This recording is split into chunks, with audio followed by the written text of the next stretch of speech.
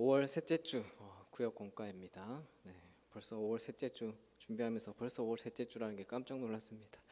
네, 오늘 하나님의 은혜 감사하라라는 제목으로 5월 셋째 주 구역 공과 함께 나누도록 하겠습니다. 네, 우리 성도의 삶은요, 우리 그리스도인의 삶은 하나님의 은혜를 기뻐하고 감사할 때 더 풍성해지고 우리의 삶이 온전해집니다. 네, 감사하기 위해서 또 감사하는 마음으로 교회에서 많은 감사 절기를 지키고 있죠. 무슨 주일 이런 주일들이 지금 5월만 해도 어린이 주일부터 어버이 주일, 스승의 주일 이런 주일들이 어린이 주일이라면은 어린이들에게 감사하는 마음도 있겠지만 그 주일을 허락하신 하나님께 감사하는 마음이 들고, 또 어버이 주일 여러 주일 마찬가지로 결론은 감사하는 마음이죠. 감사를 하기 위한 날들입니다. 또 성경에 나오는 많은 절기들이 있습니다. 유월절, 칠칠절, 나팔절, 대속죄일 이런 절기는요, 이스라엘 백성에게 베푸신 하나님의 은혜, 이스라엘 백성들에게 베풀어 주셨던 그 하나님의 은혜를 먼저는 기뻐하고 또 감사하며 누리는 절기였습니다.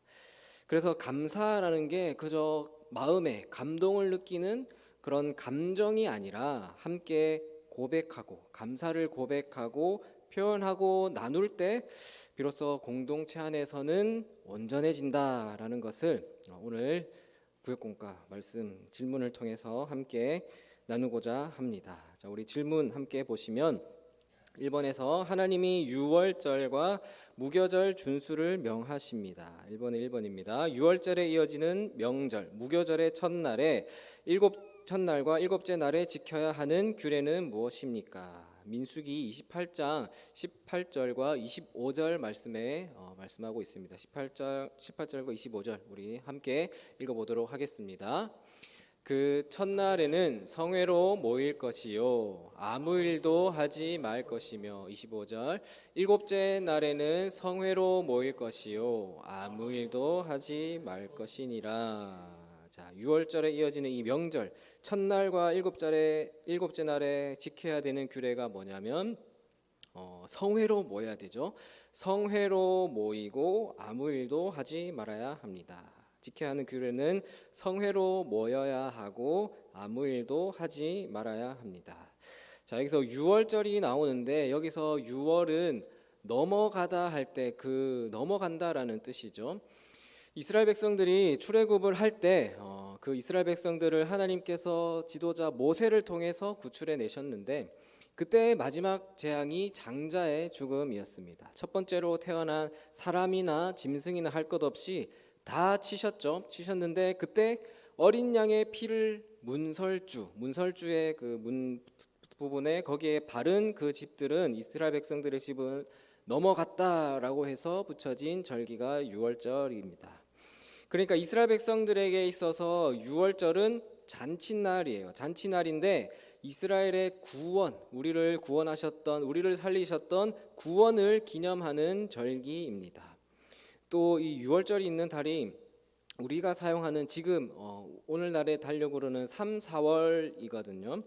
근데 유대력이라고 하죠. 유월절 그 이스라엘 백성들의 시간은 우리는 지금 이 3시로 보는 게 아니고 첫 시간이 우리 시간 6시, 새벽 6시가 첫 번째 시간 되는 것처럼 유대인들의 달력, 그 달력에 보면은 첫 번째 달이에요. 첫째 달, 유월절이. 그러니까 왜냐하면 왜 그게 의미가 있냐면 유월절에 그때 애굽에서 나왔잖아요. 그 애굽에서 나와서 그때부터 새로운 달이 시작된 거예요. 그래서 새로운 출발, 새로운 역사가 시작되었기 때문에 또 중요합니다. 그래서 유월절에 아무 일도 하지 말고 무엇을 해야 하냐면 구원을 기념해야 하는 것입니다. 애굽에서 고통스럽게 지냈던 일을 기억해야 되는데 또 이어서 보시면은 무언가를 먹으라고 하시죠. 우리 2번 질문입니다. 2번 질문을 보시면 유월절이 시작되고 일주일 동안 무엇을 먹습니까? 우리 17절 말씀 함께 보겠습니다. 17절입니다. 또 그 달 15째 날부터는 명절이니 이래 동안 무교병을 먹을 것이며, 무교병을 먹어야 됩니다. 유월절이 시작되고 일주일 동안 무엇을 먹어야 되냐면 무교병입니다. 무교병. 네, 무교병은 반죽을 빵 만들 때 반죽이 들어가는 반죽을 하는데 거기에 발효시키는 누룩, 이스트죠. 누룩이 들어가지 않은 빵이 무교병입니다. 이스라엘 백성들이 출애굽 전날 밤에 그 유월절 전에 무교병을 구워서 먹으면서 전날 밤에 무교병을 구워 먹으면서 이 출애굽을 준비했었는데 애굽에서의 고통, 얼마나 고통스러운 날들이었습니까? 또 그 고통스러운 시간과 또 반죽을 발효시킬 수도 없는 그 정도로 급박하게 탈출해야 했던 바로 그 출애굽 당시의 그때 상황을 기억하기 위해서 무교병을 만들어 먹습니다. 이스라엘은 무교병을 통해서 비참했던 그 노예 생활에서 우리를 건지신 그 자신들을 건지셨던 하나님의 은혜를 이 무교병을 먹으면서 깊이 되새길 수 있었던 것이죠. 그뿐만 아니라 이 성경에 보면 신앙적인 측면에서도 이 무교병, 누룩이 빠진 이 누룩은 어떻게 표현되냐면 종종 죄나 죄에 얽매인 그런 생활, 옛 생활을 상징하기도 해요. 그래서 누룩이 없는 무교절에 누룩 없는 빵이란 죄가 없는, 죄가 제거된 신령한 음식을 상징하기도 합니다. 또 3번입니다. 3번을 보시면 유월절이 시작되고 일주일 동안 하나님께 드릴 것은 무엇입니까? 우리 24절 함께 읽어보겠습니다. 너희는 이 순서대로 일 동안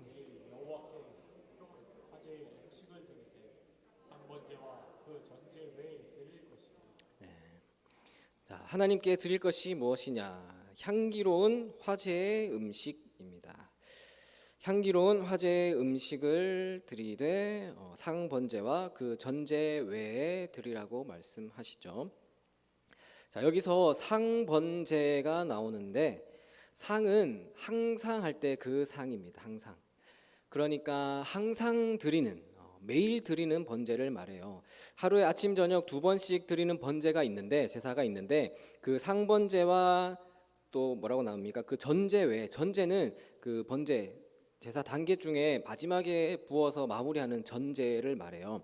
자, 그 상번제와 전제 외에 향기로운 화제의 음식을 드리라라고 해요.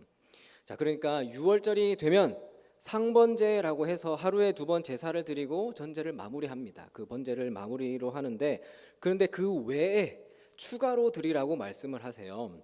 자, 이게 무엇을 의미하냐면 너희가 유월절 기간이 되면 힘을 다해서 여호와께 제사를 드리는데 맨날 하던 거 말고 늘 하던 거 말고 더 하라는 거예요. 더 해야 합니다. 자, 그러니까 예배를 드리는데 늘 드리는 형식적인 예배가 아닌 더 마음을 더하여서 그러니까 믿음을 새롭게 하고 더욱 굳건한 신앙으로 나아가라라는 의미에서 이렇게 말씀하고 계십니다. 자, 이제 나눔 1번입니다. 나눔 1번 보시겠습니다. 유월절은 이스라엘에서 가장 중요한 절기로 출애굽 사건, 즉 이스라엘의 구원을 기념하고 감사하기 위한 절기였습니다. 우리가 지키는 주일도 우리 구원을 위한 예수님의 부활을 기념한다는 면에서 유월절과 그 맥락을 같이 합니다. 그리스도인은 주일을 어떤 자세와 실천으로 지켜야 하는지, 그렇게 하는 것이 왜 중요하다고 생각하는지 그렇게 한번 생각을 해봤으면 좋겠습니다. 그래서 유월절은요 이스라엘의 구원을 기념하고 감사를 위한 절기였고 오늘 우리 이 주일도 부활 주일에만 예수님이 부활하셨다는 그 부활을 기념하는 것이 아니라 매주일 주님의 부활을 기념하는 날이 주일입니다. 그래서 개혁교회는 날마다 개혁되어야 한다라는 말도 있고요. 또 개혁교회라는 지금 우리가 믿는 이 신앙이 있는 교회는요. 매주일 성찬을 드리는 것이 전통이에요. 매주일 성찬으로 주님의 죽으심과 부활을 기념해야 하지만 이 상황과 형평상 그러지 못하기 때문에 우리가 그리스도인으로서 주일을 그냥 단순히 공휴일 예배드리는 날 그 이상으로 우리가 주님을 기념하고 감사하는 날이 되어야 하고 또 주일 하루만이 아니라요 매 순간이 예배자로서의 삶에서 삶의 예배자라고 하죠. 삶의 예배자로서 몸과 마음을 우리가 정돈하며 또 하나님 앞에서 바로 서며 나아가야 하는 것입니다. 이제 2번 보겠습니다. 2번은 하나님은 77절과 일곱째 달의 절기를 지키라고 명하십니다. 이번에 1번 77절은 무엇을 드리는 절기입니까? 우리 28장 26절 함께 읽어보겠습니다. 77절 처음 익은 열매를 드리는 날에 너희가 여호와께 새 소재를 드릴 때에도 성회로 모일 것이며 아무 일도 하지 말 것이며. 자, 77절은 무엇을 드리는 절기냐 하면 처음 익은 열매를 드리는 절기입니다. 무엇을 드려야 되냐면은 처음 익은 열매를 드리는 날입니다. 자, 그럼 77절은 어떤 날이냐? 우리 교회에서도 7월 첫 주가 되면은 지키는 주일이 있죠. 맥주감사주일. 네, 맥주감사주일로 우리가 7월 첫 주가 되면 지켜요. 우리가 지키는 맥주감사절의 유래가 77절입니다. 이 77절은 그 해에 첫 추수한 벼와 밀을 하나님께 드리는 절기였습니다. 그래서 간단히 이해하자면요, 처음 익은 열매를 하나님께 드림으로 그 수확의 기쁨과 감사를 누리는 날이다라는 것입니다. 자, 이 77절 이 날들에 신약에 가면은 신약의 이 절기 이 기간 동안 무슨 일이 있었냐 하면요, 예수님께서 죽으실 때가 언제였죠? 6월절이었어요. 6월절. 그러니까 6월절에는 어린 양을 잡아서 문설주에 발랐잖아요. 어린 양의 피를 흘렸잖아요. 그것처럼 예수님이 6월절 어린 양이 되셔서 십자가의 피를 흘리심으로 우리를 구원하신 거예요. 자, 또 77절에 보면은 77절이 신약에서는 오순절이에요. 오순절. 네, 그러니까 오순절에도 이 초대교회 성령 강림 사건이 오순절 마가 다락방에 있었던 그것과 다 이 절기가 연결되어서 의미가 있습니다. 2번 보겠습니다. 일곱째 달 초하루에는 무엇을 불어야 합니까? 민수기 29장 1절에 보시면 일곱째 달에 이르러는 그 달 초하루에 성회로 모이고 아무 노동도 하지 말라. 이는 너희가 나팔을 불 날이라. 자, 일곱째 달 초하루에 무엇을 불어야 하냐면 나팔을 불어야 됩니다. 나팔을 불 날입니다. 나팔을 불어야 합니다. 자, 일곱째 달. 그러니까 성경에서는 7이 중요한 숫자잖아요. 완전수라고 해서 중요한 의미가 있습니다. 하나님이 창조하신 창조 기간이 7일이죠. 네, 그래서 창조 기간을 뜻하는 7은 구약에서 여러 면에서 중요한 숫자로 다뤄지고요. 또 한 주간의 마지막 일곱째 날을 안식일로 지켰습니다. 또 일곱째 달은 여기서 나오는 일곱째 달의 첫날은 안식일과 동일하게 또 노동을 금하고요. 그래서 일곱 번째 달에 중요한 절기 여기 나오는 이 세 가지를 지키면서 일곱째 달을 시작했는데, 시작할 때 뭘 부르라 그랬죠? 나팔을 부르라 그랬죠. 나팔을 불어서 이 일곱 번째 달을 시작했습니다. 그래서 그 첫날이 나팔절이 됩니다. 나팔절. 또 그 나팔절로부터 10일째는 대속죄일이고 15일째부터는 초막절이 시작됩니다. 참 이 절기들이 많이 나오는데, 그러니까 이 유대 달력, 지금 일곱 번째 달도 유대 달력으로 일곱 번째 달이거든요. 일곱 번째 달에 나팔을 불면서 나팔절로 시작을 해요. 자, 이게 무슨 의미가 있냐면, 지금 우리가 생각해 보면 이 달이 우리 달력으로는 1월이에요. 1월. 그 유대 이후로 시작했을 때 봤을 때 1월이니까, 그러니까 나팔을 불면서 한 해를 시작하는 것으로 의미가 있는 거예요. 그리고 1월에 나팔을 불고 시작함으로 그 절기들을 지키면서 그런 의미가 있는 것으로 우리가 이해하면 됩니다.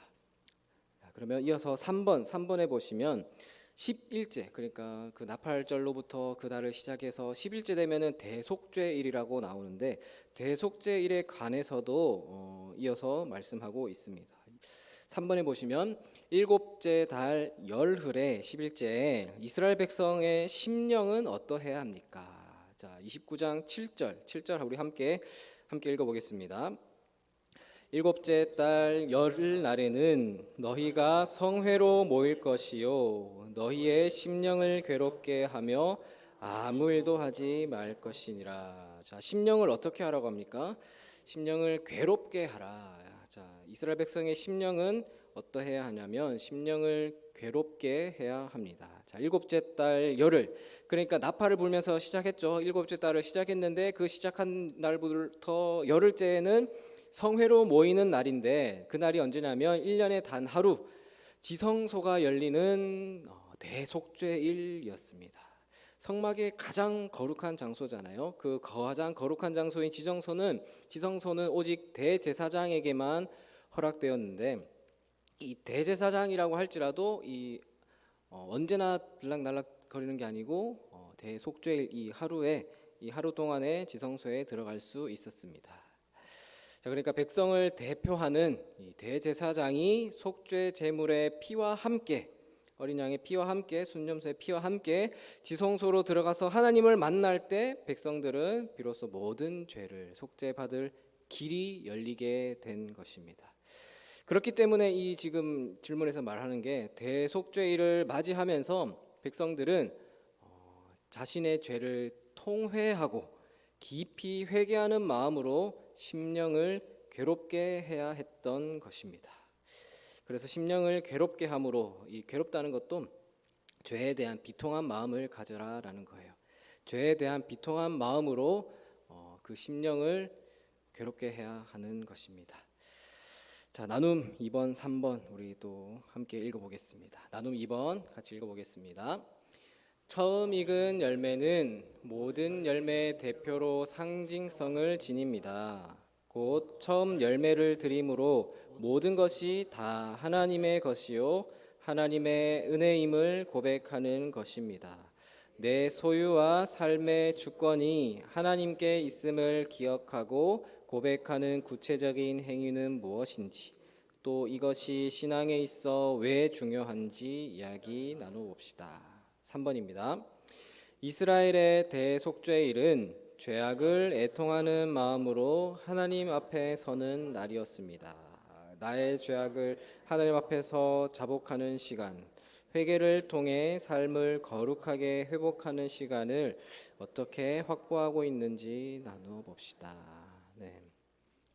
이렇게 질문을 몇 가지 살펴봤는데, 참 저도 성경을 늘 읽으면서 이 날 무슨 날 나온 게 이게 나랑 무슨 상관이냐, 이걸 그래서 어쩌라고 그러면서 참 많이 뛰어넘으면서 잘 읽지를 않았어요. 잘 모르겠어요. 그래서 지금 오늘도 막 말씀 준비하면서 여러 절기들 찾아보고 하는데, 결론은 뭐 오늘 제목에도 나오지만 여러 가지 방식으로, 형식으로 그 예를 갖춰서 감사하는 거예요. 감사. 결론은 돌고 돌아서 감사예요. 그래서 오늘 말씀을 간략하게 정리하면서 이 맥주절에 관해서만 간략히 정리하고 마무리를 하겠습니다. 이 맥주절이 나오잖아요. 맥주절은 하나님의 백성들을요, 하나님의 백성들을 하나님의 백성들의 그 인생을 하나님이 보시는데, 그 하나님이 보시고 또 그 백성들의 입장에서도 삶을 그냥 살아가는 게 아니잖아요. 하나님이 인도해 주셨구나, 하나님이 인도해 주셨다는 그 사실을 기억하고 확인하는 날이 맥주절입니다. 그래서 우리가 맥주 감사절, 우리 7월 첫 주가 되면 맥주 감사를 지키는 이유가, 구약에 여기 성경에 나오니까, 구약의 율법이니까 그렇게 의무적으로 지키는 것이 아니라요, 이 구약의 맥주절이 가지고 있었던 정신과 또 그 의미를 우리가 잘 계승해서 감사절의 예배로 드리는 것입니다. 우리나라가 쌀을 주식으로 먹는 것처럼 이스라엘 민족들은 보리와 밀이 주식이었어요. 그래서 또 이것도 찾아보니까 보리를 다 거두고 나서 그 다음에 밀 수확을 시작한다는데, 농사법에 대해서도 막 나오는데, 저도 농사 그런 세대가 아니라 잘 모르겠어요. 농사법에 대해서도 잘 모르겠는데, 근데 중요한 건 있잖아요. 농사 지을 때 제일 중요한 게 뭡니까?